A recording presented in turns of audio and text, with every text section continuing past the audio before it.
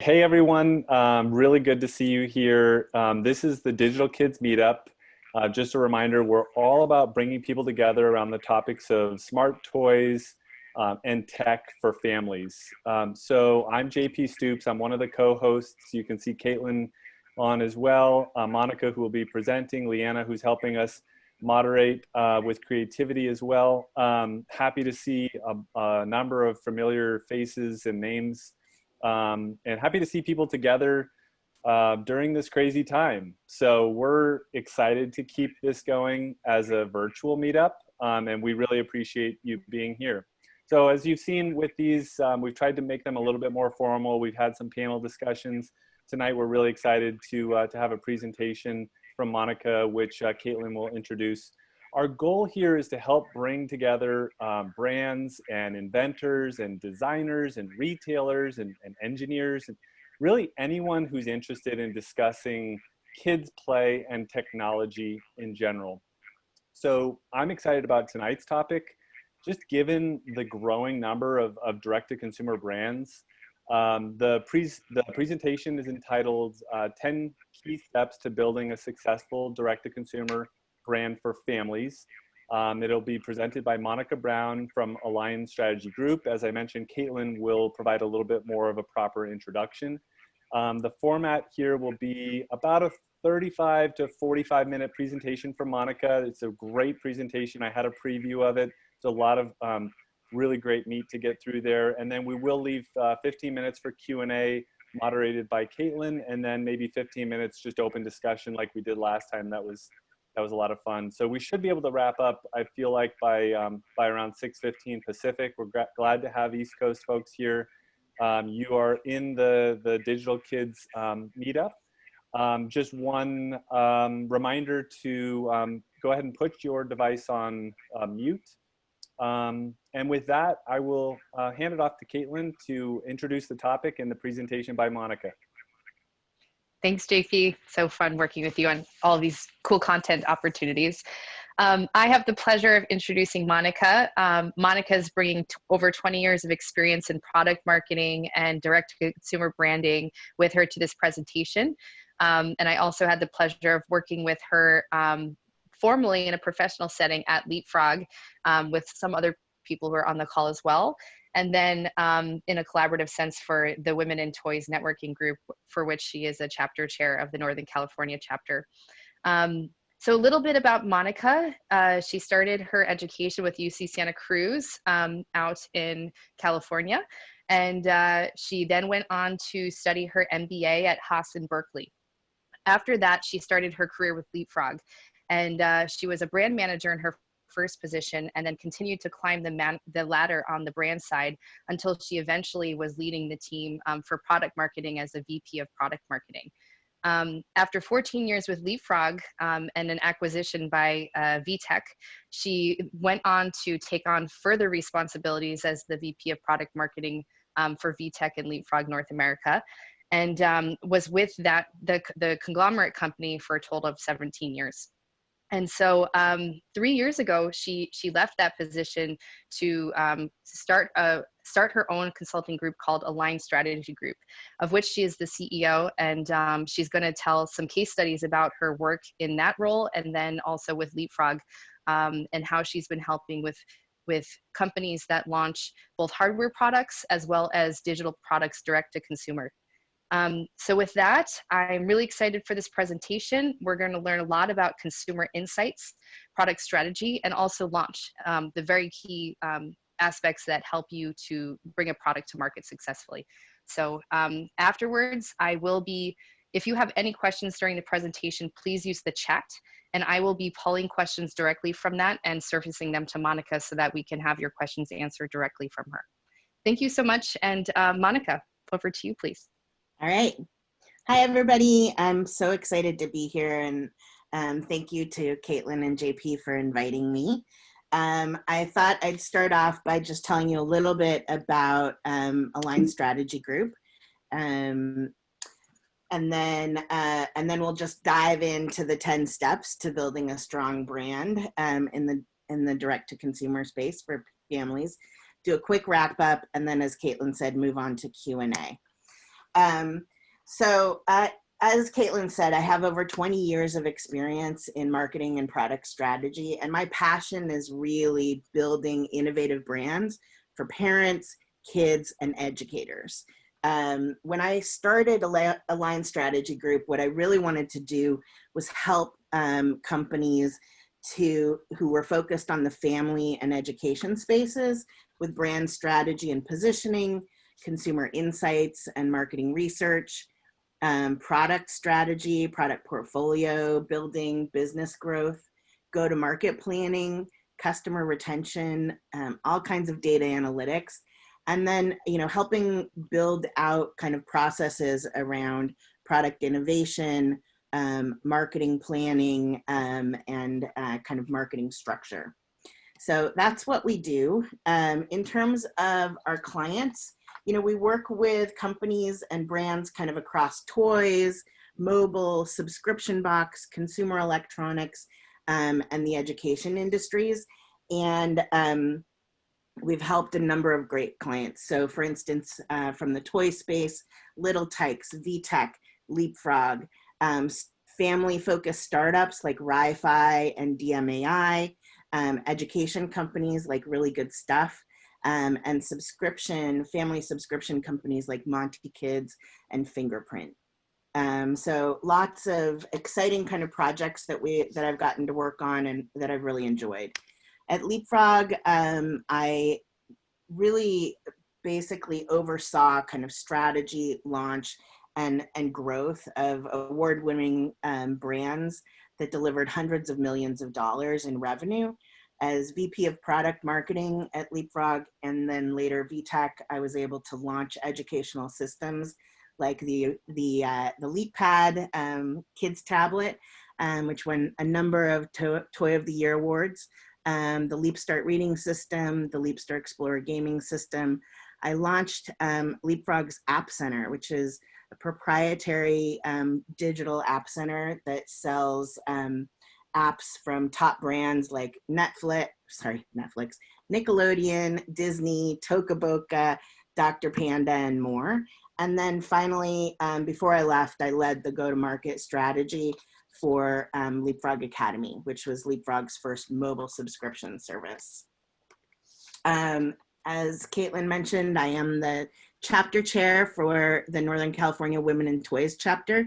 We'd love to have you join us. We are also doing virtual meetings, but if you're interested, please reach out to me at any time.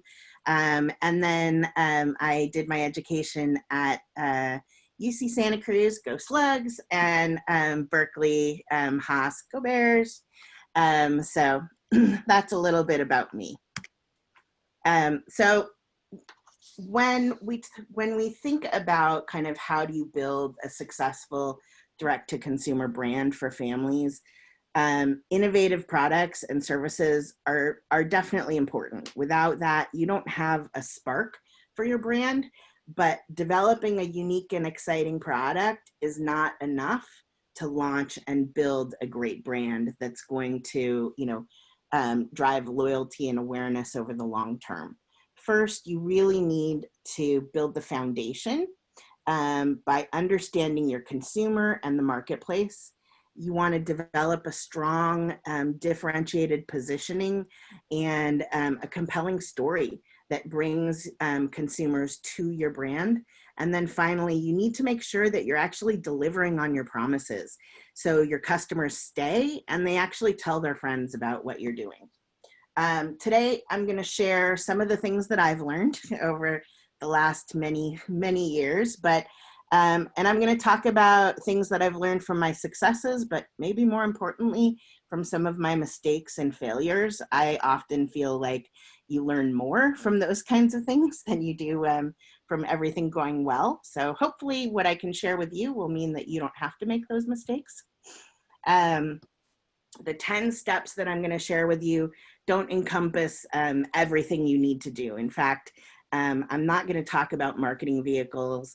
I'm not going to talk about channels at all, but they are 10 things that I've found to be critical to launching a successful brand. And they're also things that I've seen a lot of companies, particularly startups, skip, and then learn to regret it later.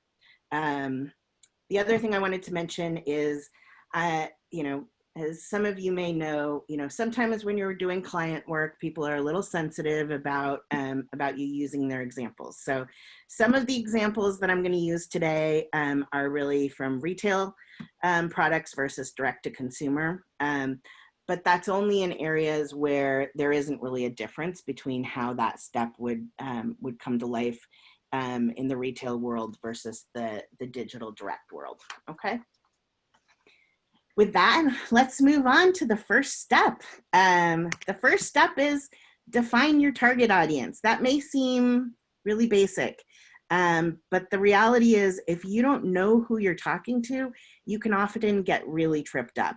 So you want to define who your customer is and be as specific as possible. For a small to medium brand, if you have a target that is like women 25 to 50 or women 25 to 50 with kids, that is too wide. You're going to end up trying to be everything to everyone, and you're going to completely waste your marketing budget. So you really want to be digging deeper than that. Who is it that's going to be most interested in your brand, in your product? Who's going to benefit most from that product or service? And who's going to take the least persuasion to actually buy? And then what do you know about them? And what do they really care about? Using those things to kind of craft that very specific target is really going to help in honing in on who you're going to talk to. But more than that, it's also important to really understand their purchase decision process and their influencers. One of the things with purchase decisions is, particularly in the family space, you want to try to understand who's buying, so who's spending the money, who's making the decision what to buy, because those two things are not always the same, and then how they decide when and where and what they purchase. And it's also super critical to understand who is influencing that purchase and where they're influencing the purchase and how much. I have seen many situations where, where mom might be making the decision about what's going to get purchased, but then dad actually buys. And then you end up and you're sending your emails to dad, and he's not opening them. And then mom's wondering why nobody's communicating with her.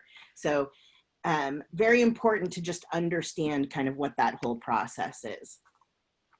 The easy assumption when you're talking about the family space and about kids, and what you see in most research, and it is true much of the time, is that kids have a ton of influence on purchases. In fact, with millennial parents and Gen Z kids, that influence on purchasing has just escalated, especially for products that they're going to use. But at this point, they're influencing even the cars that are being bought by families. And really, the older the child gets, the more influence they have on the purchase. So eventually, they actually start becoming the buyer themselves. So if you think of it as a seesaw, the child's weight in the process gets heavier and heavier as they get older. And that is kind of the influence that they're having. This is true. But one of the very big mistakes that I see brands make, and frankly that I made myself, is thinking that it's always this simple. So let me tell you a little kind of story about one of the places where I got a little tripped up. So in 2008, I launched Dig. It was an educational gaming system targeting kids 6 to 10. And everything that we saw in research confirmed that these kids had huge sway on the purchase decision. Parents weren't going to purchase something that their child didn't want or wasn't going to play with. And so, we took that to heart. And then we looked at kids And we were afraid that the Leapfrog brand was going to be uncool to those kids and would make them less likely to want this gaming system. So we pulled back on the Leapfrog branding. You can see that with this box here. And the problem with that is that parents knew the Leapfrog brand signified good for you fun and educational quality. And so when we focused the packaging and the messaging on Dig and the marketing messaging directly to kids, so that they would ask for the product, we found out that parents didn't know what it was.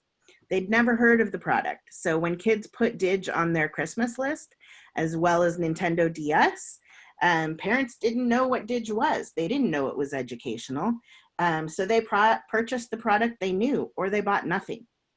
Had we better researched our audience, had we really dived into that decision process, we would have found out that kids didn't feel positively or negatively about the Leapfrog brand.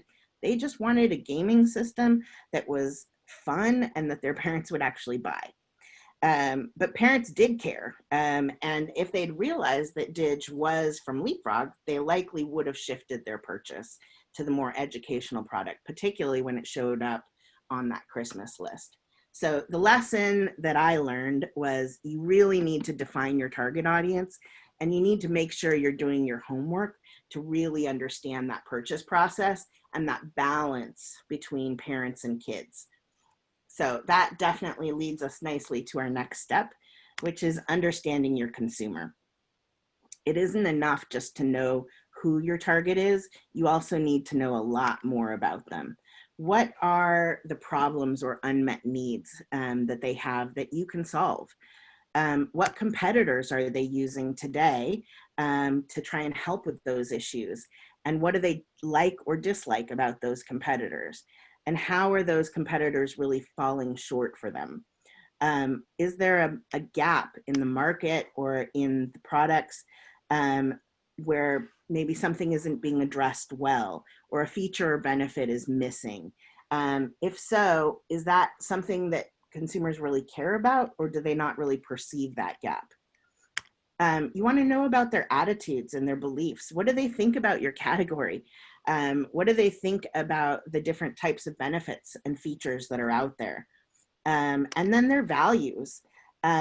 What's most important to them? Do they care about the things that you do best? Do they care about the things that are different between your product or service and everybody else? And finally, where are they getting information about this category? Where might they find out about a product like yours, a brand like yours? And of course, what are the criteria that they're looking for as they're going to make a decision about purchase? So all of these things are really critical and help you really paint a picture and even kind of put together a user persona or a kind of customer persona that'll help you know who you're talking to and what really motivates them. Once you've understood your consumer, you now need to go on and understand your competition.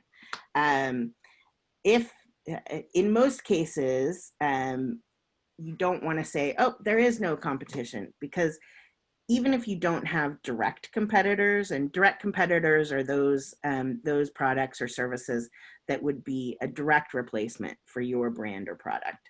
There may be emerging competitors. So you want to make sure that you're finding out about these, not just the biggest kind of folks who are out in the market today, but also the up and comers, the new entrants, the existing companies that are maybe making a shift in what they're doing to now become more competitive with what you want to do. The innovators who are coming at things differently, but haven't gotten traction yet. Make sure you're keeping an eye on those. Sometimes I like to go up and look at like Kickstarter and some of these other sites to see, is there something up there that's getting funded that's doing what I'm trying to do or what I'm about to try to do? Make sure you're keeping an eye on all of that, because lots of markets have been turned on their heads by new products that have come in and do things differently. In fact, that may be exactly what you're trying to do. And finally, don't forget your indirect competitors. If you don't have direct competitors or emerging competitors, you certainly have indirect competitors. And those are companies and brands that are solving the same problem, but from a different category or a different angle. They're also brands or products that are a substitute from a share of wallet perspective. So if somebody's not paying for your brand, maybe they're actually buying a completely different category. You don't want to actually define your category too narrowly also. You want to look at things in the same way that your customer would, not just how we think about it in kind of in the market space. So here's an example. When I was working on the LeapPad kids tablet, we mostly focused initially on the toy aisle. This is where we were able to get our sales data, and it's where we had created the category of children's tablets. So we were focused on the competition that we saw there, basically the VTech InnoTab. We also looked at adult tablets, so the Samsungs and iPads of the world. And we were keeping an eye on them, the indirect competition, both as inspiration and also as potential substitutes for our brand. There's always a pass down effect, or, parents who are like, whatever, I'll just buy the adult tablet.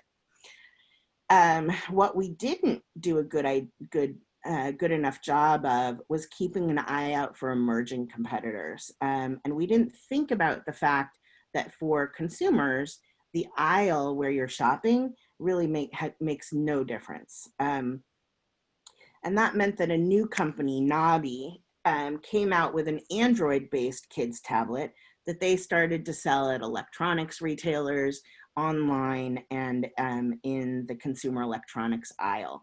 And because it wasn't kind of on our radar and it didn't show up in our competitive kind of POS data, we missed it. And by the time we realized that they were stealing market share, they had already gotten a really good foothold with the consumer.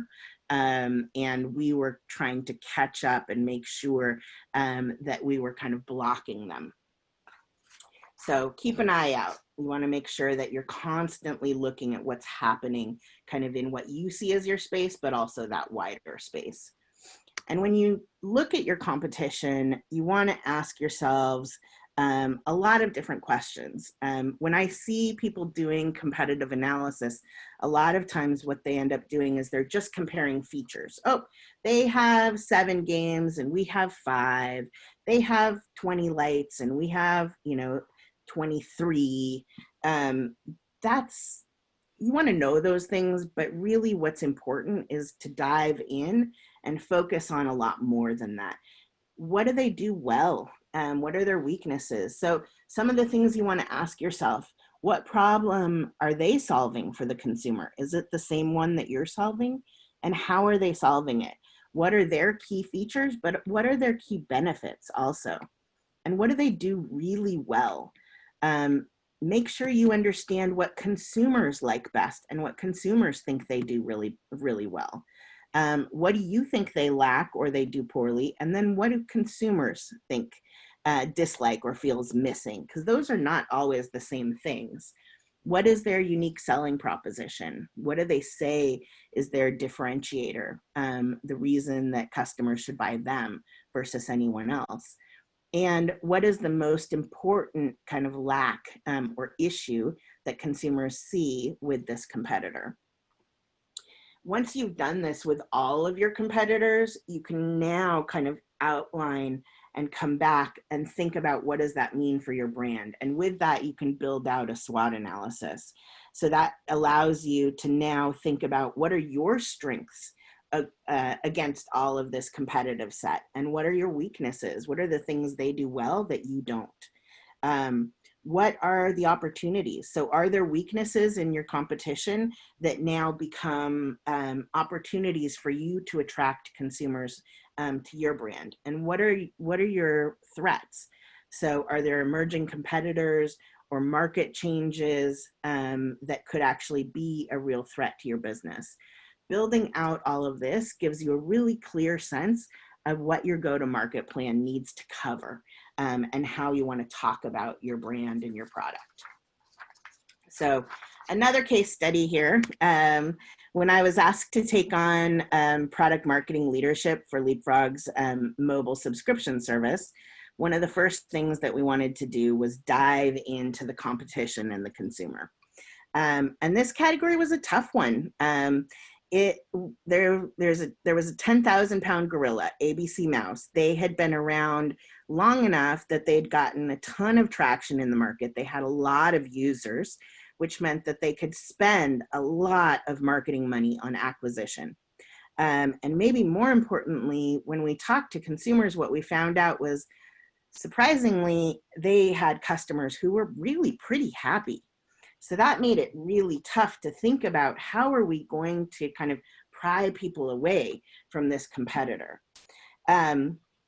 So we asked ourselves, what was our differentiator? The focus of the team had been on kind of trying to catch up on the number of activities and levels that ABC Mouse was, trying to get to parity as much as possible. And, the general feeling was that, we all kind of thought ABC Mouse kind of looked like, a 90s like CD-ROM game. Not exactly modern, not very exciting. What was interesting though, was when we talked to consumers, what we found out is preschool kids didn't think it looked bad. They thought it looked really fun. And ultimately they just wanted to be able to play fun games. And parents didn't care how it looked. They cared about what it did and how effective and engaging it was for their kids. And the number of activities and levels was important, but only in how they delivered on the other goals. So they didn't care if you had 9,000 activities and 850 lessons, because their kid was only going to be focused on this little piece of it right now. So the one thing that we found that ABC Mouse wasn't delivering on was personalization. And that had not been part of our plan. That was kind of, down the line. But after digging into the competition and learning what consumers really cared about, we figured out we were going in the wrong direction. We needed to find a way to make the educational experience more personal for the child, because that was going to be our key differentiator. So make sure that you're actually finding out what your customer cares about, because they don't always care about what you think they should care about. So now you've got all of this defined and you're building out your product or your service. And one of the big things that I recommend so much is testing. I like to do at least 3 different types of testing when I'm working with a product team. First is kind of demo testing. So whether you're just, showing images of a product, a flash demo of an experience, or even a very basic prototype, going out and doing some interviews or focus groups to just get initial feedback on the design, the UI, and the feature sets. And this is something that, a marketer can do, product managers can do, product developers can do. But getting that kind of feedback early on to make sure that you're going to be spending your development funds in the right place is really important. Next, of course, user testing.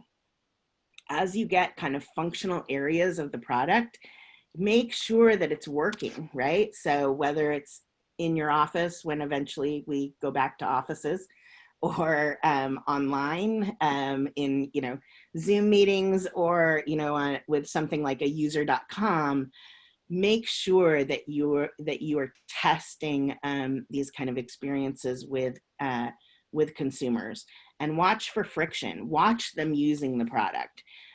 Look for problems that they encounter. Ask for feedback. The last one, and I have to say, honestly, I really love doing these, but they're super hard. And a lot of times it's tough for small brands to kind of fit this in. But I find that you get a lot of great feedback before you kind of get into market and start stumbling. And that is beta testing. So whether you've got a digital product, a mobile product, or a kind of digital physical combo, doing a beta test. So taking a fully functional beta that's as far along as possible so that it's as close to the final kind of experience and has as few bugs as possible, and sending that home with consumers, or sending a link home or whatever. Get consumers using that product in the environment where they're going to be using it once they've bought. And then go out and survey these guys. Interview them, find out what they think. Once they've used it, give them a little time, right? You know, at least a week, maybe 2 or 3, and get feedback. Yeah, you want to see if they encountered any bugs, but this is really not about kind of bug tracking. This is about, what do they like about the product? What do they dislike? What issues do they find as they're using the product? What things didn't work well for them? And where are you falling down or really meeting and beating their expectations? And then what's their likelihood to buy? One of my favorite questions to ask these guys is, after you've gone through all of that, I like to say, hey, if you were going to write a review about this product or this service in the App Store or on Amazon or on our website, wherever, whatever's relevant, what exactly would you say? Because a lot of times you get information that you might not have gotten otherwise, and you might not have thought to ask about. But what I love about doing these kinds of things is find out about the things that are going to trip you up before you get into the market rather than after. You know, you're not always going to be able to fix those issues, but I would much rather launch and know that, okay, we're probably going to get dinged for this bug or for this kind of UI issue or whatever, but people really love all of these experiences, so our launch should still go well. That's the kind of thing that you want to make sure you find out before, not after. So number 5, and this is probably the one that I'm most passionate about, is build a differentiated positioning. Positioning, from my perspective, is so important. I can't emphasize that enough. What is a positioning?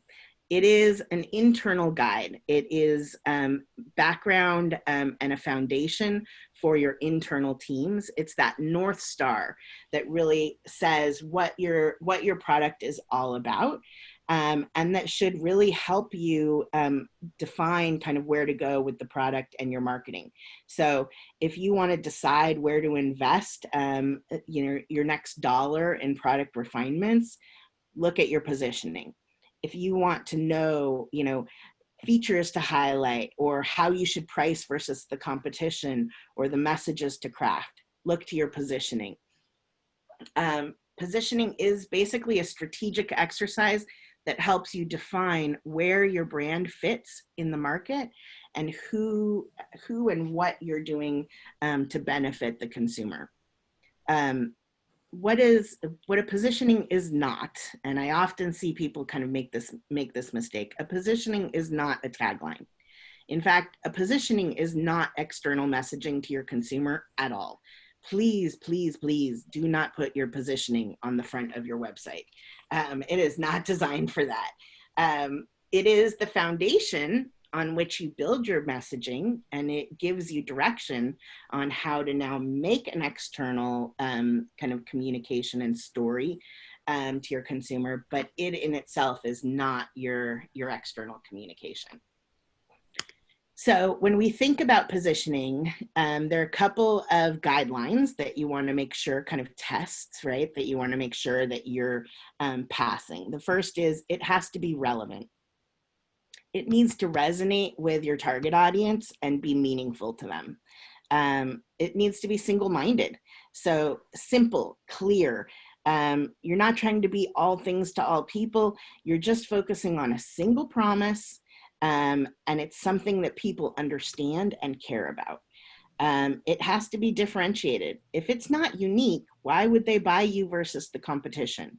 So make sure that it clearly outlines that point of differentiation, and it needs to be compelling. Ultimately, it's got to be persuasive, because it is basically your kind of core of why somebody should buy your brand. It's got to be believable or credible. And then ultimately, you want it to be consistent. So it needs to be something that you can communicate easily across lots of different marketing vehicles over time. And it's not going to be just a trend, right? It's something that is kind of the heart of what your brand is about, what your product or your service is about. So you want to take the time to do this right, because if you do this right, everything else becomes so much easier, and so much more effective. And the good thing is that everything that we've talked about up to now is actually going to feed its way in to this positioning statement. So how do you build your positioning statement? This is the format. There are lots of different formats. If you go up online, you can find them. I've used most of them. This is the one that I really like. I think it's clear, and I think it really helps you to kind of think through the process. But basically, you want to first identify kind of who your core target is. So who's going to be most interested. Then, what's your brand? Then your frame of reference. So what is the category that you're in? What is the product type that you're bringing to market? It's not just what you think it is, but what does your consumer think it is? And then your functional benefit. What do you do for consumers that is important and different from your competitors? And you want this to be a benefit, not just a feature that's easy to copy. And then reason to believe. Why should people believe that you can deliver that benefit, that functional benefit? What proof points do you have?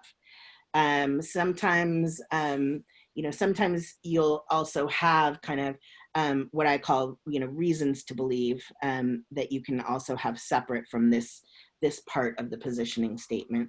And then finally, and really importantly, the emotional benefit. A lot of people forget or leave out the emotional benefit, but ultimately a brand is about creating a relationship with your customers, and relationships are based on emotion. So if you don't know what kind of emotion you're trying to provoke or to create with your customers, then how can you really have a brand? So make sure that you're really thinking through what it is that you want your customer to feel about your brand. So let me give you a couple of examples of positioning statements for kind of products and services that I've worked with. The first one is from a company that was launching a digital learning subscription for schools. And, this was their first foray into the ed tech space. And they were doing it by really kind of taking an existing product in the market and really building it out to make it appropriate for schools. So we did a lot of kind of talking to teachers, looking at the competition in the marketplace, and this is where we netted out. For teachers of kindergarten through second grade, the Really Good Stuff Digital Learning Collection is the only school supplemental digital curriculum solution, and I know that's a mouthful, but that is actually the category that teachers think of. So that offers a full collection of the best consumer educational apps, because each app was reviewed by teachers and mapped to curriculum standards so that teachers can feel confident that they can easily engage their students with apps that they can trust. So the core here is really, nobody else in the marketplace was aggregating the best apps from the consumer space, educational apps that were incredibly engaging and that kids wanted to play, And the reason that you knew that teachers could trust that they were the best is because it was reviewed by other teachers and then mapped to state standards. And ultimately, the emotion that we wanted to engender is this feeling of confidence. Technology for teachers is often an area where they feel really a lot of discomfort. Even if they're millennials and they use technology every day, you know, finding the right solution can be really hard. And so we wanted teachers to feel confident that this was a good choice, that it was going to engage their students, and that they were going to be able to trust that it was teaching them the way they wanted it to. So that's kind of the core. And this then became the foundation for all of the messaging that went out into the marketplace. Let me give you another example. So going back to Leapfrog Academy, we talked about, you know, the challenge with the competition, and what we learned from consumers was really kind of our better step forward as a differentiator. And so where we netted out, we couldn't, you know, we went round and round about how much we could adjust the product in time for launch. And this is where we netted out in terms of positioning. For parents of children 3 to 6 years old who care about supporting their child's learning. So notice there's that attitudinal piece and values piece on the target definition. Leapfrog Academy is the only multi-subject subscription learning system that automatically responds to each child's learning as they play. Because the educator designed program tracks your child's progress and provides support to help children advance from one level to the next, so that parents feel proud that their child is being engaged or challenged and motivated at their own pace as they play. So the key here was we wanted to focus in on that personalization, the fact that instead of using just the kind of broad word personalization, we wanted to be more specific, that it automatically responded to each child as they play. And you could believe that because it was designed by educators, it was tracking each child's progress, and then providing individual support that would help that child advance from one level to the next. And ultimately, we wanted parents to feel proud that they were offering their child this great support that they were going to love, and that was going to help them move and be challenged, but at their own pace, so not frustrated. So that's kind of where we netted out on positioning. Once you have built your positioning, you know, now that can be kind of the core of your messaging. You now know, you've defined what your point of differentiation is. You've defined what your core kind of benefits are. And you can use that to craft your messaging and build out both your value proposition, which is that consumer-facing statement, as well as kind of the broad story of what it is you do, and your features and all of that, key features. And this is the start for kind of building out your brand story. But the thing about marketing products in the internet age is that there are tons of channels. And so companies can, you know, go in lots of different places to reach their customers. And the thing that's important about that is that you need to make sure that you have a strong and consistent brand identity, a consistent messaging about what your brand and your product are all about, and that it's consistent kind of across all of these marketing vehicles. You don't want a customer to go to your website and then social media and then see a sign, you know, in the subway and, you know, and think it's different products. You want them to see those messages and immediately know who you are and what you're selling. If you try to be all things to all people, if you try to change your message from one channel to the next to appeal to, you know, whatever's trending at the time, you're just going to confuse your consumer. Different marketing channels do offer you different opportunities to tell your story. Some, it's just a very high level, Facebook ad, one sentence or just your tagline, and you're trying to get a click. Some email, your website or PR give you a much deeper opportunity to tell your brand story. So your story is going to change in terms of depth and how much detail you can go into. But at the end of the day, it needs to be consistent so that people know what you really stand for. That is how you build kind of trust with your customer, with your consumer, and how you start building that emotional kind of connection with your brand. So you've got, your acquisition kind of running, you've got your growth engine churning, and, your A/B testing, you're doing all this, you're trying to kind of bring customers in, and, through that kind of purchase funnel. Don't forget about retention. A lot of companies, a lot of us, we focus on how many people can we get in, but the reality is that retention is critical to profitability. It's definitely true with subscription businesses for sure, but it's also true for non-subscription businesses. So you want to drive repeat purchase, either of the same product or of new products that you bring out. And word of mouth is one of your best and cheapest marketing tools. So you want people to be happy, you want them to come back, and you want them to talk about you. It is so much cheaper to sell a current customer on something new or to keep a current customer with you than it is to try to acquire a new customer. And if you focus all of your time and budget on acquiring customers, but not keeping them, what you're going to find is that all of your profit falls out of the bottom of your business.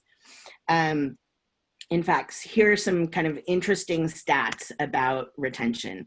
So increasing retention rates by 5% can increase your profits by 25 to 95%. The probability of actually selling to an existing customer, so selling something new to an existing customer, is 60 to 70%. But trying to sell something to a prospect, a non-customer, is only 5 to 20%. So much easier. And existing customers are 50% more likely to try your new products, and they're likely to spend 30% or more than your new customers do. So keep your customers, make them happy, and you want to make sure that you're allocating some of your marketing budget to retention. All across, everybody's always asking, how much of my budget should I allocate to retention?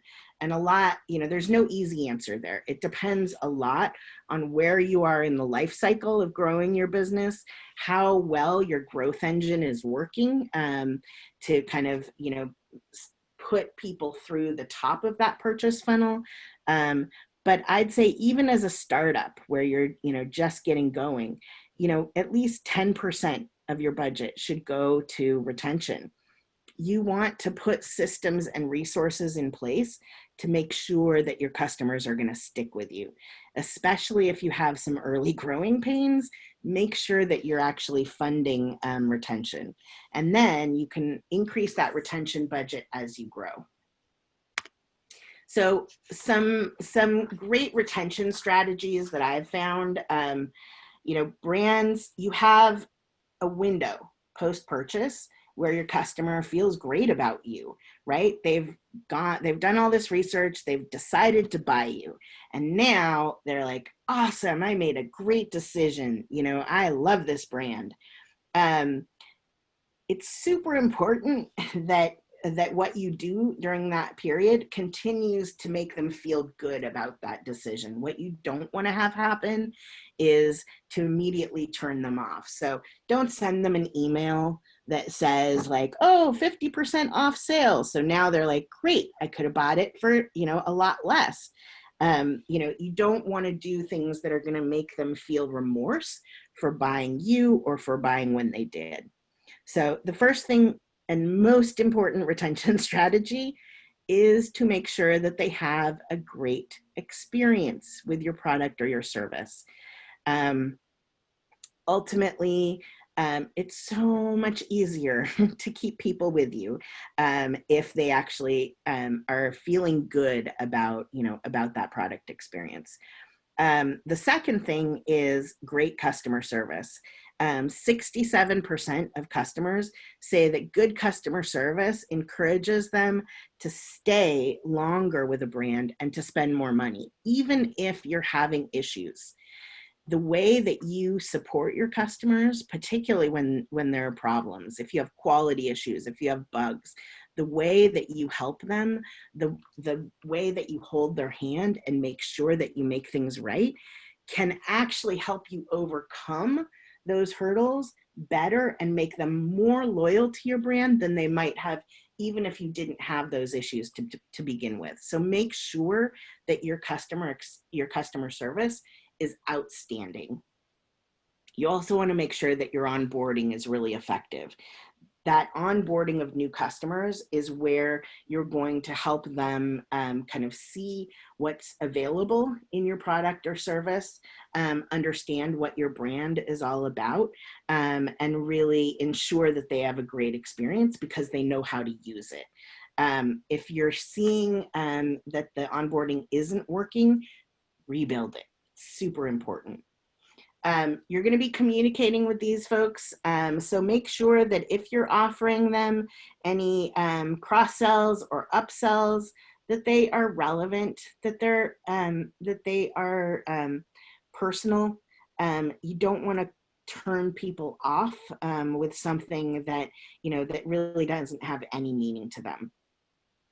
And then offer them ongoing value, whether it's content, community, or something else. Creating that relationship, even if it's a single purchase, a relationship and that ongoing value is what's going to bring them back. And this may sound obvious, but make sure that you actually try to save your customers from canceling. There are lots of different ways to do that, pause, allowing them to pause. I actually had a subscription service the other day that when I told them I just needed to cancel, because I didn't feel like this was the right place to be spending my money during this kind of pandemic, they actually offered me 2 free months if I would stay. It's so much easier to keep someone if they're still with you than to lose them. Once they've canceled, they are gone. You are not getting them back. And finally, make sure that you're identifying and supporting your superstars.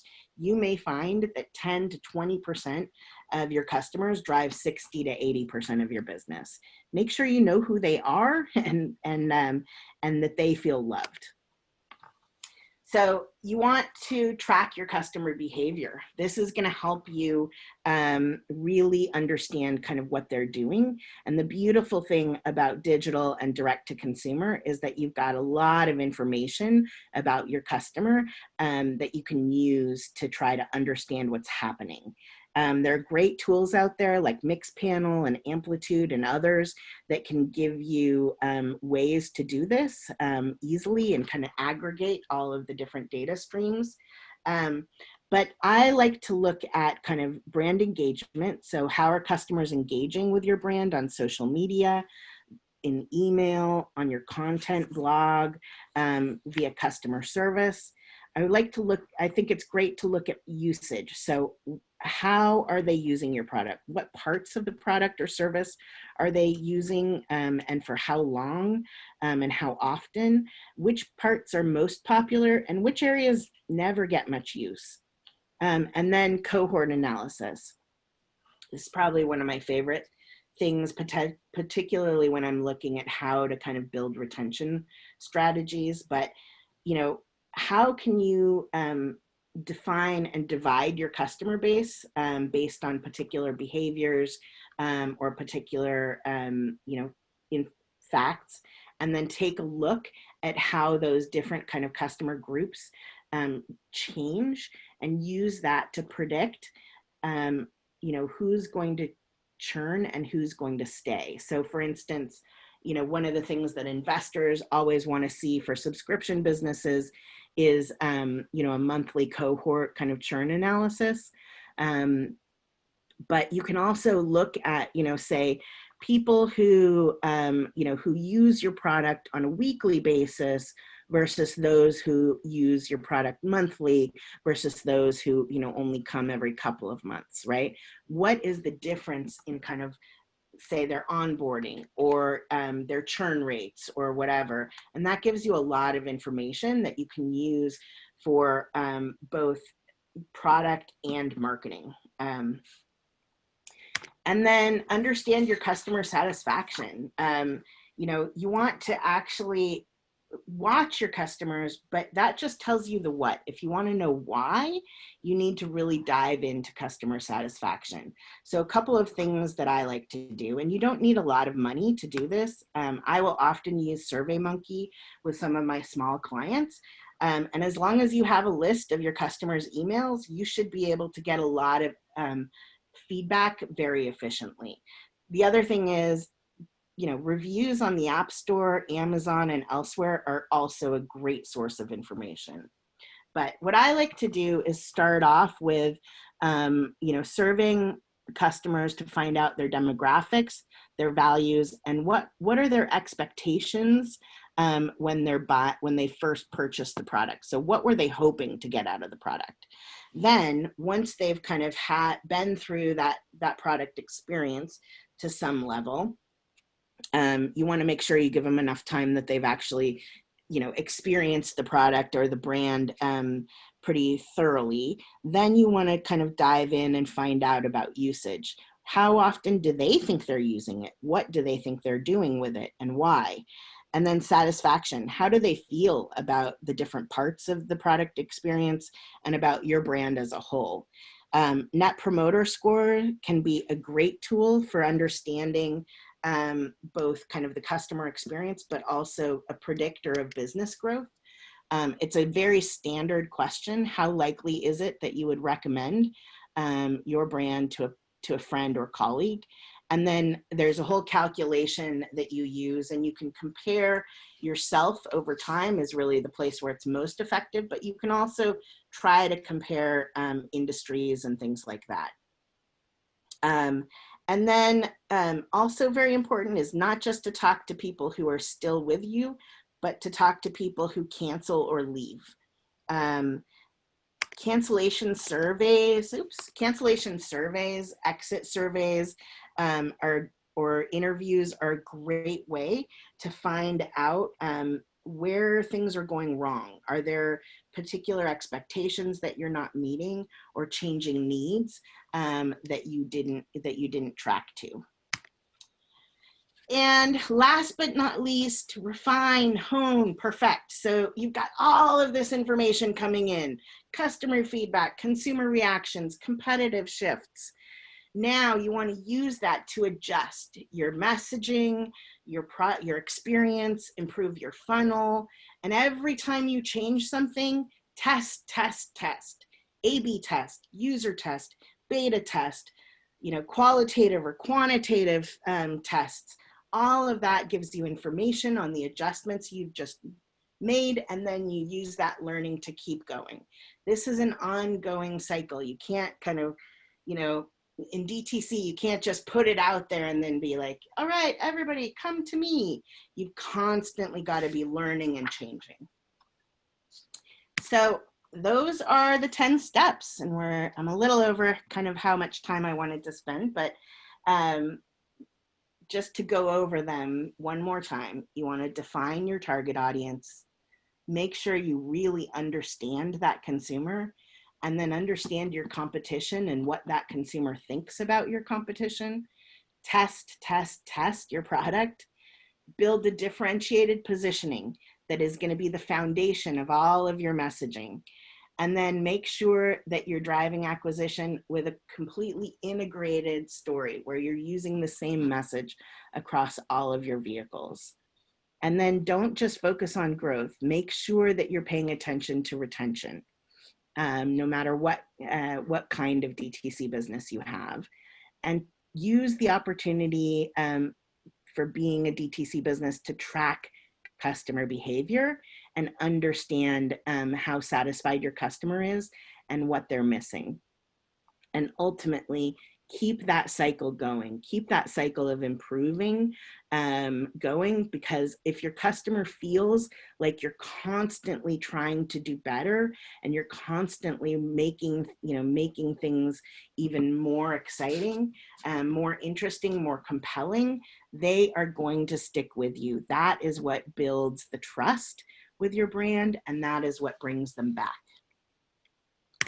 So, so that is our 10 steps. Caitlin's going to take over Q&A, but I wanted to just mention that if you're interested in getting copies of the slides, I'm super happy to provide them. All you have to do is just contact me either through my website, alignstrategygroup.com, or you can contact me via email at monica@alignstrategygroup.com. So Caitlin, I'll pass it over to you. Thank you, Monica. That was such an amazingly informative and thorough presentation. I feel like I just got one small fraction of your amazing experience and attended a class at Haas. It was like mind-blowing. Like you're drinking from a fire hose. I was like, yeah. Exactly.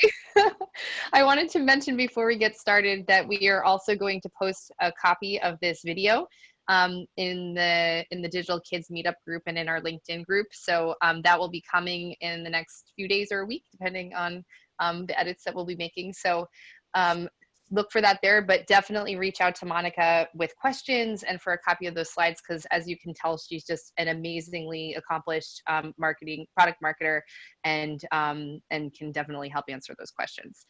I wanted to start out on some of the tools that you have found have been really useful to you in those early discovery phases that you talked through, especially around understanding who your competition is and sort of the landscape for when you're going to be launching a new product. Can you talk about what those tools might be in the toy space, and then more specifically, I guess, in apps, because those are kind of two distinct groups that we have here? Yeah. So, I'd say that there are kind of a couple different ways that you can try to understand the market. First and foremost, for kind of figuring out that direct competition, like industry data is a great space. So if you're in the toy space, going to NPD and getting information from there, or going up to going to Toy Fair and trying to look at kind of who's in that space. Or in the app space, App Annie is awesome, and frankly, like, you could get a lot of information without ever actually buying a subscription to App Annie. But also just go and search. If you do a Google search, what do you find? Do a Google search on your category. Do a Google search on the competitor that or if your product is already in market, do a Google search on your brand and see what happens. Unfortunately, sometimes you're not very happy with what happens with that, but that can be a great way. Additionally, talk to your consumers, talk to your customers. I find so often that when I talk to a customer or a consumer and I ask them, what do they think are some of the other choices in the market that they could use, they will tell me something that I never expected. And it has to do with kind of how they think about my category versus how I think about it. Another great thing, and I think I mentioned this, is going up to like Kickstarter. That's a great place to find out about emerging competitors, and then I'm trying to think. You can also, Amazon, all of the kind of retail spaces, that kind of thing. Those are kind of the key places where I would go. That's great. On the lines of that, this question is coming in from Jessica in the chat. Were there any specific ways that you might reach out to a competitor's customers or identify who those are if it's a new product category for you? I think in a lot of the examples that you shared, it's you're looking at ways that you can extend a product line or a brand into a place that you might be comfortable. But if you're going after something completely new, how might you find those customers more specifically? Absolutely. You absolutely should. If you're launching into a new category, if you are, launching into a space that has someone in it, and you're brand new to it, you absolutely want to talk to to people who are using the competitor. So like I said, with Leapfrog Academy, we didn't know the subscription space. And so the first thing we did is go out and try to find people who had ABC Mouse and find out what they thought about the experience. Depending on how big the competition is, that can be easy or really, really hard. So there are a couple different ways that you can go about it. If it's a big competitor, so, like an ABC Mouse, or, in the toy space, Barbie or whatever, you can just contract with a research company, or, if you're doing like SurveyMonkey, you can put a question in that says like, hey, do you use this brand? Do you use this product? If it's a smaller thing, sometimes you can go up on Facebook. So I've found like Facebook and Craigslist can sometimes be pretty helpful for finding people who actually use competitive products. And then you might not get enough people to do a full survey, but I often find that interviews are great. Just one-on-one, I'm going to pay you $100 to tell me everything for 30 minutes or 45 minutes, whatever. I cannot tell you how much great information you can get from one-on-one interviews with 5 to 10 people. And then that becomes the baseline for what and eventually you'd love to kind of confirm that quantitatively, but you get so much more detail that way. I love that. I also love what you're hinting at with trying to get into your customer's head and to kind of behave like them, so that when you're looking at your product from the outside, you're really seeing what other people see and being open-minded to that. Yeah. On that line, as the product marketing person, you're often weighing two very important teams that have an impact on how that product goes to market. The producers of that product, the engineering team or the product holders, and the consumer marketing team who is actually controlling that messaging and the rollout. How do you balance those differing priorities for a large organization or even a small one where people have strong opinions about how a product should go to market, but your research tells you that you might have to shift some of these positioning statements that you've talked so much about? That can be really hard. But, there are a couple things that I really try to do. The first is, the more you can listen to your cross-functional partners and understand kind of A, what their perspective is, B, what their goals and kind of, are, and why why they believe what they believe. That's going to give you a lot of information about how then to help them understand where you're coming from, right? On both sides, whether that's the product development team or the consumer marketing team.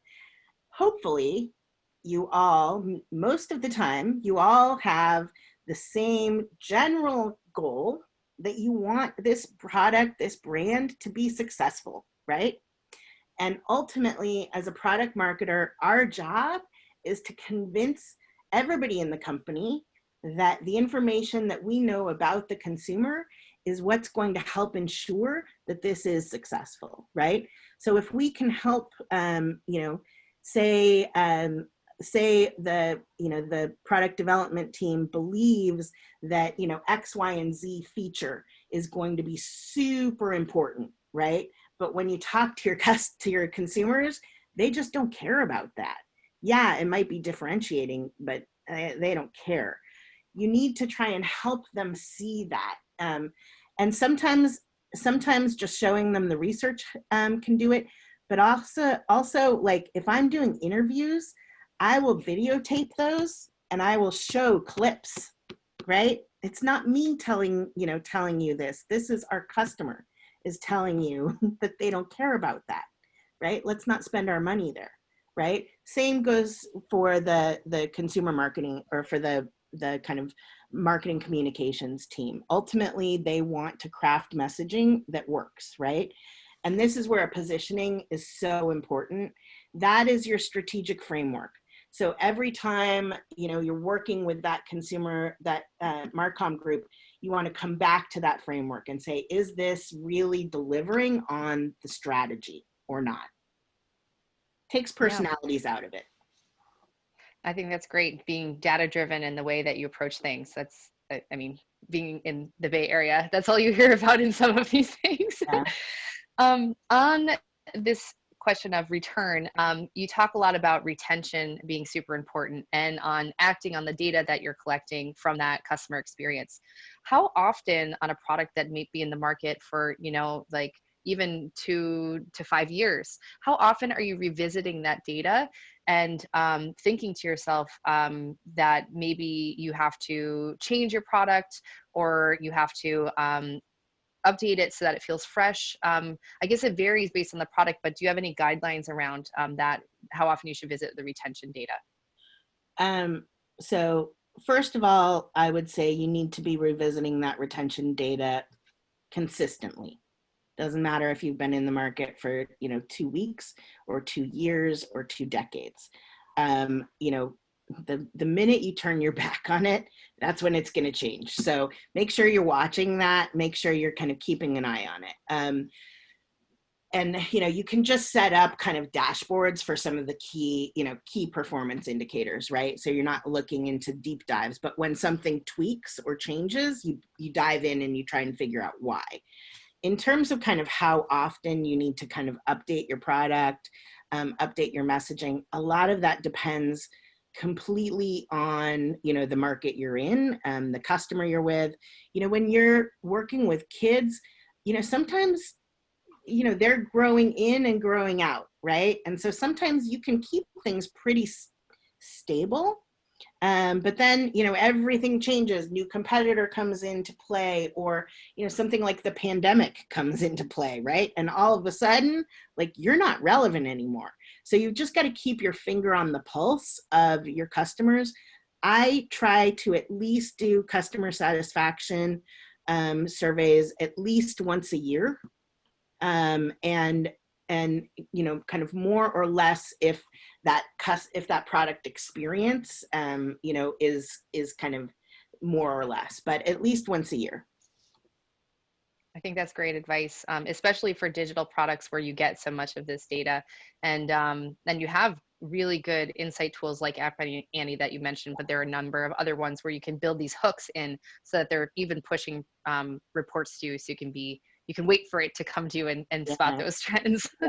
Yeah. I mean, if you're lucky enough to have something like with the App Center, the app, you know, the app stores where you've got kind of reviews that you can be tracking, you might not have to do kind of deep dives quite as often. But I would make sure that you do kind of schedule them, because sometimes things don't show up in reviews, or the reviews tend to be kind of skewed to one side or another, and you want the full picture. Yeah, I think that's great. This is a personal question of mine that I had as a consumer of your webinar, but I work for a studio that does two things. We design and develop products for companies on a work for hire basis, and then we also invent our own. And a lot of what we focus on is new innovation categories. So what I've noticed is that sometimes when we're trying to market a product, we're also really challenged by the fact that that product might be built on an emerging tech platform. And you have a lot of experience with that, working in the tablet space and trying to sort of define the future of kids educational gaming with Leapfrog and other new platforms that are emerging. Do you have any advice as you're looking at this dual messaging challenge that you have, and also working on innovation platforms, for how you can get a message out there in a strong way so that parents really understand what the product is and how to use it? Yeah. So it is really hard when you're you know, you're building kind of content or experiences on top of an emerging platform, because you're somewhat limited by the install base of what's there, right? And B, people may not really understand the kinds of experiences that they can have with that platform, right? So you may be introducing them to a whole behavior that they didn't know about. I think, Amazon's Alexa is a great example of that. Siri came out, and it had been out for quite a while, but it wasn't really used in that way. And then all of a sudden with Alexa, it just exploded, this whole category, right? Sometimes that happens. So, the first thing is to really understand what your consumer knows and what they don't know, and understand kind of where that technology is in its adoption curve, right? So if it's only been adopted so far by kind of your tech forward, your kind of innovation crowd, right? The folks, you've got, consumers who are like, I'm going to get the latest and greatest. I'm going to be the first one with the Apple Watch. I'm going to be the first one with this. And then you've got your trailers who are like, I'm just going to wait for the bugs to kind of pass by, wait for more content to come out. I'm not quite ready for that yet. So, making sure that you understand, particularly in the family space, sometimes with these early tech platforms, those innovator consumers don't tend to have kids as much. So sometimes it's you want to make sure you're on the leading edge, not the bleeding edge. And sorry, I know there was another piece to that question that I'm forgetting now. Just on the messaging side, like, how do you talk to parents versus kids if that's one of your challenges? Yeah, so I would say you need to talk to parents and find out how much are their kids using this technology versus parents, and how comfortable are they with kids using that technology. If they haven't been comfortable with it, you need to talk to parents first, and then talk to kids. If they are totally comfortable and their kids are basically, kind of navigating the experience themselves, then you can go kind of kid direct. In terms of places where you can talk to both, it's hard. I mean, there are places where that can happen. YouTube, and unfortunately TV. Which is way expensive. But a lot of times what you end up having to do is, when you're doing kind of digital messaging, is kind of bifurcating your message, right? Having a message to kids and a message to parents. And you just need to understand and really look at who's making the final decision and why, to know how to balance that. I think that's great advice. We have a couple questions that have popped up since I started this that I want to get to. The first one, I'm working backwards here, is from Suyash. The question is around the branding and sort of upfront process. While you're looking at your product, and thinking about protecting it, do you suggest patents or trademarks? Any guidance around ways that you can protect what you've worked so hard to sort of discover and own? Yes. If you can patent something, do it. I mean, things are moving so fast today, and competitors are kind of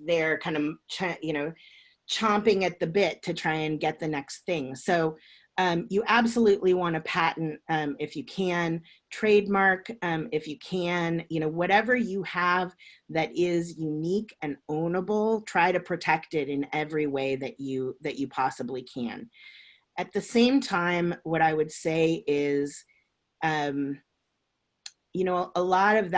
lot of those things go really slowly. So if you're in the digital space, you might try and put a patent application in, and then you don't find until your product's been in the market for 3 years whether you get that patent or not. So this is where kind of benefits versus features come in, right? If you're so focused on features, features are easy to copy. At the end of the day, you need to be thinking about the benefits that you're delivering, with those features with your product, you need to think about the relationship that you're building with your customer. If you have a relationship, then it's not going to matter as much if someone else tries to copy what you're doing, because they know that, you know, that you do it best, or they know that you help them in all of these other ways. So ultimately, that's where a brand is really going to kind of help protect you as much as possible. I'll I add think that's something on great. the patent side, just because I Yeah, have an opinion great. on it. Good. You know, patents are not cheap. And so if you are a bigger company, or you have the cash to put behind one, which is going to be between probably $6,000 and $12,000, then, you know, then I agree. But patents are expensive, and speed is equally important. And so you can file a provisional patent, which will give you 1 year to actually file a non-provisional, and provisional can be much cheaper, and save $8,000 to $10,000, or put that $8,000 to $10,000 more towards the market research, customer acquisition, and then speaking to the customer, just like you went through, to confirm, are you building something that people actually want? And if so, then when you go to file it, what you file will potentially be something that more aligns closely to a product that people want. So my opinion on patents is, you know, focus on a trademark for sure. Protection, that's much cheaper. Mm-hmm. If you just start adding TM to your idea, you're essentially trademarked, but you should There you file. go. There you go. And then with patents, just you know, be cautious, because at the end of the day, you're only as strong as your willingness to defend that patent. So are you willing to sell your home to go take this big company to court, who is going to crush you in legal fees because you have this brilliant patent? So sorry, but Yeah, I'm that's awesome. biased on that one. That's a great perspective, JP. And I would say one of the things that I've seen some brands do, small companies, and I think it's a great way to protect kind of what you do, is to actually trademark your secret sauce, right? So I'm going to use a kind of silly example, but Aveeno, they, you know, when you look at their positioning, Aveeno says that their secret sauce is active naturals. What is active naturals? I don't know, but it sounds really good. And so there are a lot of other brands that have brought in kind of organic and this and that. This is totally natural. It's got all these things. But what Aveeno has done is they've branded their kind of secret sauce. And now once people feel and build trust with that, it's like, well, you know, but it's not active naturals. Yeah, that's great. So I love it.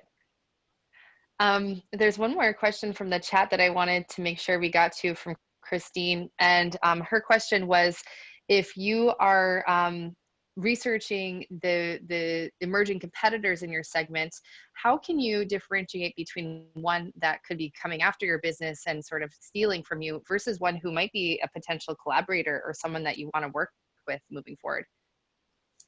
that's a great question. I'm not sure that I have a great answer for it, but you know, a lot of it, I think, comes down to people. I mean, you know, at industry events or things like that, you know, can you reach out? Do you chat with them?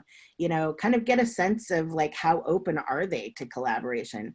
I think there is, you know, if you can see a path to how you guys could work together, you know, reaching out and just kind of testing the waters is always a great idea. And, you know, if you get kind of a snap back, then, you know, like, okay, they're, you know, they're trying to eat my lunch. They're not open. And, you know, and now you've got to really dive into how can you protect yourself. But, you know, I think, you know, doing kind of partnerships with people who could be your competition is a great idea. I look at just going back to our time working at Leapfrog together when I was heading up the licensing team. I was there as you were driving the transformation to the third-party Android system. Yeah. And essentially we opened up our closed ecosystem to competitors. Yeah. So I think that was a good example of when we would possibly be diverting some revenue that might have been ours 100% to people who had competed with us in the wider app store. But at that time, it was just great to get the traffic and to bring them into the ecosystem. And so sort of a frenemy relationship ensued. Yeah, you want, you know, the more that that they can be invested in your success too, the better, right? And if you can take a little chunk out of kind of their success, that's awesome. And you know, and ultimately, I do think that that if someone is doing something similar to what you are, you may have very kind of similar internal cultures and missions, and so sometimes that mesh can be really exciting. Right. Yeah, very true. I think that's true with all of the collaborations we've been talking about. Yeah. Listening and communicating effectively really helps. Yeah, totally. Monica, I want to thank you. I think it's a great time to wrap up. Everybody really appreciate you joining us. If you have questions, please reach out to Monica directly if you'd like. Wait for that video to come up, and please tune in for future Digital Kids meetups. Join Monica at our WIT meetups. We all love, we don't believe in competition when it comes to the ability to learn and interact with other industry experts, because we believe that, you know, driving the future of kids' entertainment experiences helps everybody. So, you know, rising tide lifts all boats type thing. Signing off from New York, Monica signing off from Berkeley, and Liana and JP in the Bay Area, like many of you. And we will see you next month. Awesome. Thank you. Guys. Bye.